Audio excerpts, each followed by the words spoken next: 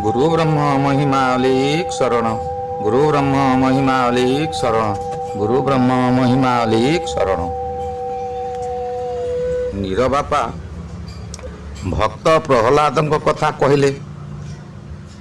हिरण्याक्षକୁ किपरि बध करागला से कथा कहले।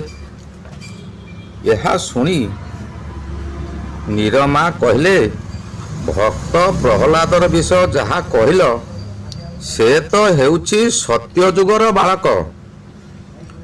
तार पूर्व संस्कार नहीं से कौनसी देवता कि मूर्ति आराधना न करी आत्मज्ञान द्वारा परम ब्रह्म को एक भाव भजन करी रक्षा पाइला। यह अवश्य सत्य। जदि जड़ मूर्ति पूजा करिबा द्वारा पूजक फल लाभ करिपारे नाही, तेबे द्वापर जुगर कथा महाभारत तो लेखा अछि।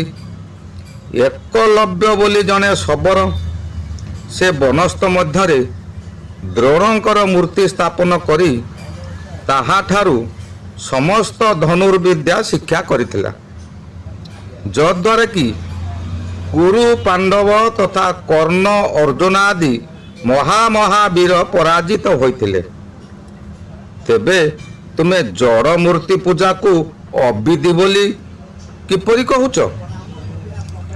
नीर बापा कहले, सुन, जेते बेले कौरव माने द्रोण गुरुंक आदेश रे मृगया को जाई एकलव्यर स्त्री को आक्रमण कले, एकलव्य ताहा प्रत्यक्ष रे देखी कुरु पांडवक सहित युद्ध करी सेमानको परास्त कले।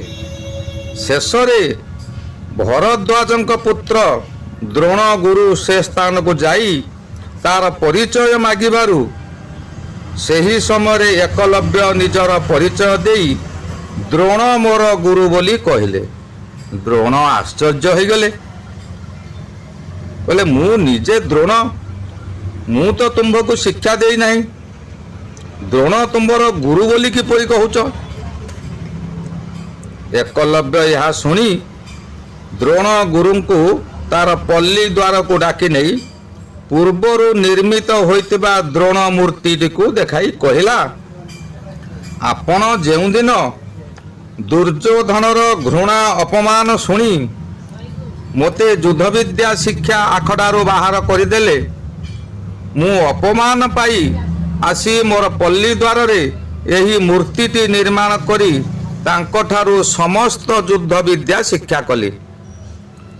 तहु द्रोण गुरु कहले, यह तो जड़ मूर्ति चैतन्य ज्ञान विहीन, ये किपरि धनुषर धरी हस्त पाद संचालन करी तुमको शिक्षा देला? यह को पूजा करिबा द्वारा आमे जदि से गुरु सेवा भक्ति आराधना पाई थांतु, तेबे तुम्भ आमर अपरिचित भाव हेतु एपरि अजथा द्वंद्व आरंभ होई न थांता। तुमे आमठारु किपरि शिक्षा कल कुह? एकलव्य हस्त जोड़ी कहला, गुरुदेव, जड़ मूर्ति ठारू शिक्षा करिबा मिथ्या। मु यही ठारे रही आपणक आखड़ा शाला पर्यंत बण कटाई तीक्ष्ण दृष्टि द्वारा निरीक्षण करिथाए। आपण हस्त पाद संचालन पूर्वक अर्जुनादि वीर मान को जेपरि शिक्षा दियंती मु ताहा देखी एठारे मध्य सेही परि अभ्यास करे। आपण सेमानंक निकटरे सबु समय रे उपस्थित थिबारु सेमाने मनरे दंभ रखी शिक्षा प्रति जेते लक्ष्य देई नथांती, किंतु मु दूर रे थिबारु पूर्व अपमान को हृदय रे जागी अभ्यास रे यत्नवान होई मोर सेही अधिक सिद्धि लाभर फल आजी तांकोठारे प्रकाश करिअछि। एबे आपण मो प्रति जहा विचार करिवे करंतु। एकलव्य ओ कुरु पांडवक मध्यरे युद्ध हेउथिबा अवस्था रे द्रोण गुरु से स्थान रे उपस्थित होई गुरु शिष्यंक परिचय परे मूर्तिका द्रोण संबंध रे जेपरि कथोपकथन होइथिले ताहा सारला दासंक महाभारत लेखारे रहिछि।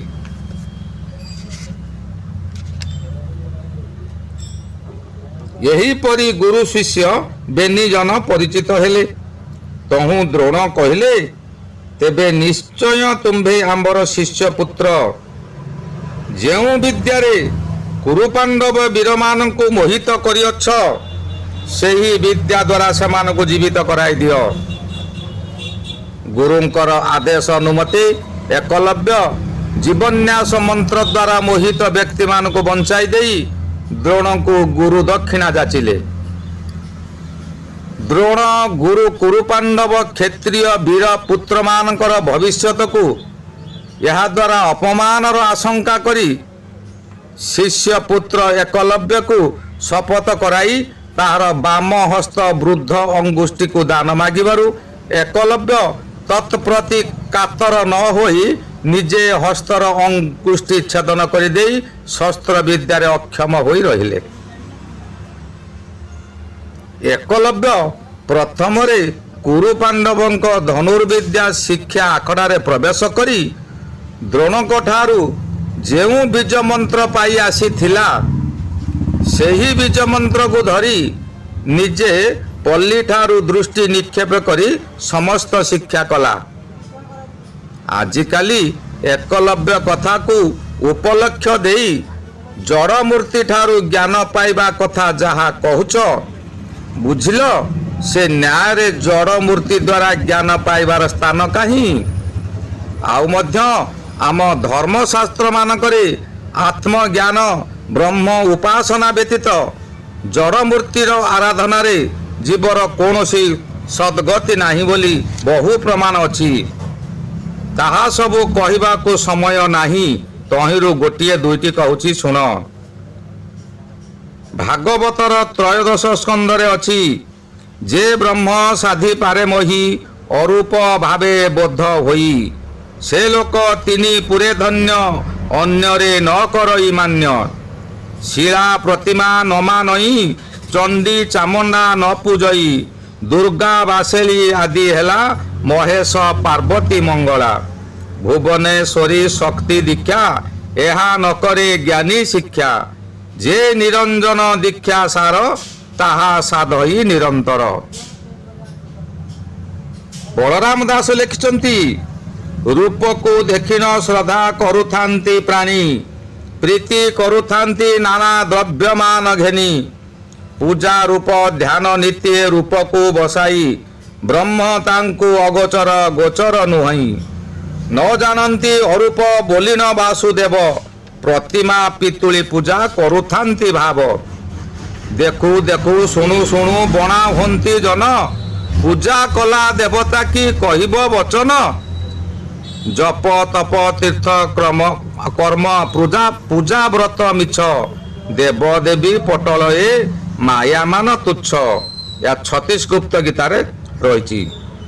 ପୁନଶ୍ଚ ଋଗ୍ବେଦରେ ଅଛି, ସୁଖ ବର୍ଦ୍ଧକ ପରମ ଐଶ୍ୱର୍ଯ୍ୟବାନ ପରମ ଆତ୍ମାକୁ ହିଁ ସ୍ତୁତି କର, ଅନ୍ୟ କାହାରିକୁ ପୂଜା କରି ଦୁଃଖ ଭୋଗ କର ନାହିଁ। ବାରମ୍ବାର ତାହାଙ୍କୁ ସ୍ମରଣ କର। ଆମେ ଏହି ବାକ୍ୟ ଅନୁସାରେ ଜଡ଼ ପ୍ରତିମୂର୍ତ୍ତି ଦେବୀ ଦେବତାଙ୍କୁ ତ୍ୟାଗ କରି ଅଲେଖ ସାଧୁଙ୍କ ଠାରୁ ଦୀକ୍ଷା ଗ୍ରହଣ କରି ଚୈତନ୍ୟ ସ୍ୱରୂପ ଅଲେଖ ନିରଞ୍ଜନ ପରମ ବ୍ରହ୍ମକୁ ଭଜନ କରିବା। ନିରମା କହିଲେ, ଆମେ ତ ସଂସାରୀ ଲୋକମାନେ ଜାଣନ୍ତି ଦେବ ମୂର୍ତ୍ତି ସବୁ ଜଡ଼ ହେଲେ କ'ଣ ହେବ? ପୂଜକମାନେ ଆବାହନ ମନ୍ତ୍ର ଦ୍ୱାରା ମୂର୍ତ୍ତିରେ ଚେତନ ଦେବତାଙ୍କୁ ପ୍ରକାଶ କରାଇ ବର ପାଇସାରିଲା ପରେ ପୁନଶ୍ଚ ତାଙ୍କୁ ବିସର୍ଜନ କରି ସ୍ୱର୍ଗକୁ ପଠାଇ ଦିଅନ୍ତି। ତୁମେ ତାଙ୍କ ପୂଜାରେ ଫଳ ନାହିଁ ବୋଲି କିପରି କହୁଛ? ନୀର ବାପା କହିଲେ, ଦେବ ପୂଜକ ବ୍ରାହ୍ମଣମାନେ ଆବାହନ ମନ୍ତ୍ର ଦ୍ୱାରା ଯଦି ଜଡ଼ ମୂର୍ତ୍ତିରେ ଦେବତାଙ୍କୁ ଆବିର୍ଭାବ କରାଇ ପାରୁଛନ୍ତି, ତେବେ ଚୈତନ୍ୟ ଆତ୍ମା ତାଙ୍କର ଅଧୀନ। ତାହେଲେ ବାପ ଅଜା ପୁଅ ନାତି ଯେତେବେଳେ ମରିଯାଆନ୍ତି, ସେହି ଆବାହନ ମନ୍ତ୍ର ଦ୍ୱାରା ମୃତ ଶରୀରକୁ ଜୀବଦାନ ଦିଅନ୍ତି ନାହିଁ କାହିଁକି? ବୁଝିଲେ ତ ଜଡ଼ ମୂର୍ତ୍ତି ନିଦା, କିନ୍ତୁ ମନୁଷ୍ୟ ଶରୀର ଈଶ୍ୱର ନିର୍ମିତ। ତହିଁରେ ପ୍ରାଣ ସମାଗମ ପଥ ଷଡ଼ ଚକ୍ର 10 ଦ୍ୱାର ଶିରା ପ୍ରଶିରା ନାରୀମାନ ରହିଛି ଏବଂ ତହିଁରେ ଆତ୍ମାକୁ ଆବଦ୍ଧ କରିବା ଅତି ସହଜ।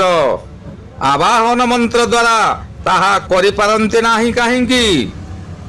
ଆଉ ମଧ୍ୟ ତାଙ୍କର ଯେ ଶତ୍ରୁ ବିସର୍ଜନ ମନ୍ତ୍ର ଦ୍ୱାରା ତାକୁ ମାରି ପକାନ୍ତି ନାହିଁ କାହିଁକି? ଏହା ସବୁ କେବଳ ଅନ୍ଧାରି ମୂଲକରେ ଅଜ୍ଞାନ ଲୋକଙ୍କର କଥା। ଯଦି ଆବାହନ ମନ୍ତ୍ର ଦ୍ୱାରା ମୂର୍ତ୍ତିରେ ଚୈତନ୍ୟ ଦେବତା ପ୍ରକାଶ କରିପାରିଲେ ପୁଣି ତାଙ୍କୁ ବିସର୍ଜନ କରି ମାରି ପକାନ୍ତି କାହିଁକି? ଏଠାରେ ଭଲ ଭଲ ମନ୍ଦିରମାନ ନିର୍ମାଣ ହୋଇ ଭୋଗରାଗ ତ ଖୁବ୍ ମିଳୁଥାଏ, ସବୁଦିନ କାହିଁକି ରଖନ୍ତି ନାହିଁ? ଜାଣିଲ, ଏହା ସବୁ ସ୍ୱାର୍ଥ ଲିପ୍ସୁ ବ୍ରାହ୍ମଣମାନଙ୍କ କୃତ୍ରିମ ପନ୍ଥା ଛଡ଼ା ଆଉ କିଛି ନୁହେଁ। ତୁମକୁ କେତେ ନ୍ୟାୟ ଯୁକ୍ତି ଶାସ୍ତ୍ର ପ୍ରମାଣ ଦେଇ କହିଲି ପରମ ବ୍ରହ୍ମଙ୍କ ଭକ୍ତି ବିନା ଜୀବର ସଦ୍ଗତି ନାହିଁ। ତେଣୁ ସକଳ ତ୍ୟାଗ କରି ତାଙ୍କୁ ଭଜିବାକୁ ହେବ। ଏଣିକି ତୁମେ ଧର୍ମ ପାଳନ କର କି ନ କର, ଗୋଟିଏ ବିଷୟକୁ ବାରମ୍ବାର ଆଲୋଚନା କରିବାରେ କିଛି ଲାଭ ନାହିଁ। କାହିଁକି ନା ଅତି ମନ୍ଥନେ ସମୁଦ୍ର ଉପୁଜିଲା ବିଷ, ଅତି ଚିପୁଡ଼ାରେ ପିତା ହୁଏ ଲେମ୍ବୁ ରସ। ଏଥିରୁ ଜାଣିବ ଅତି କଥାଟା ଭଲ ନୁହେଁ। ଧୀରମା କହିଲେ, ମଲା, କେତେ କାଳରୁ ପରମ୍ପରା ବିଧି ପୁରୁଷାନୁକ୍ରମେ ଯେଉଁ ପୂଜା ଆରାଧନା ସବୁ ଚାଲି ଆସିଛି ତାହା ଯେତେବେଳେ ଆଜି ଛାଡ଼ିବାକୁ ହେବ, ଭଲ କରି ନ ବୁଝିଲେ ସନ୍ଦେହ ଦୂର ହେବ କିପରି? ନୀରବାପା କହିଲେ, ମହିମା ଧର୍ମର ଯେଉଁ ବଡ଼ ବଡ଼ ବ୍ରହ୍ମଜ୍ଞାନ ଅଛି ତାହା ବୁଝିଲେ ଆତ୍ମାରେ ଶାନ୍ତି ଓ ମନରେ ଆନନ୍ଦ ଜନ୍ମିବ। ତାହା ନ ବୁଝି ସାମାନ୍ୟ ବାହ୍ୟ ବିଷୟରେ ଚଷୁ କୁଟିଲା ପ୍ରାୟ ସମୟ ନଷ୍ଟ ହେବାରୁ ମୁଁ ଏହା କହୁଛି। ଏବେକାର ବହୁ ଧର୍ମରେ ସାଧୁ ସନ୍ଥମାନେ ଲୋକଙ୍କୁ କହୁଛନ୍ତି ମୂର୍ତ୍ତି ପୂଜା କରିବା ନିଷେଧ, ଜଡ଼ ମୂର୍ତ୍ତିରେ ଜୀବନ ନାହିଁ, କିନ୍ତୁ ସେମାନେ ନିଜେ ମଧ୍ୟ ତାଙ୍କ ଗୁରୁଙ୍କର ମୂର୍ତ୍ତି ପୂଜା କରୁଛନ୍ତି। ସେମାନେ କେଉଁ ସାଧୁରେ ଗଣିତ, କେଉଁ ସାଧୁରେ ଗଣାଗଲେ ସେମାନେ? ହେଉ, ବର୍ତ୍ତମାନ ଏତିକି ଥାଉ। ଏହା ପରେ ମୁଁ ଅନ୍ୟ ବିଷୟ କହିବି। ଗୁରୁ ବ୍ରହ୍ମ ମହିମା ଅଲେଖ ଶରଣ, ଗୁରୁ ବ୍ରହ୍ମ ମହିମା ଅଲେଖ ଶରଣ, ଗୁରୁ ବ୍ରହ୍ମ ମହିମା ଅଲେଖ ଶରଣ ଶରଣ ଶରଣ।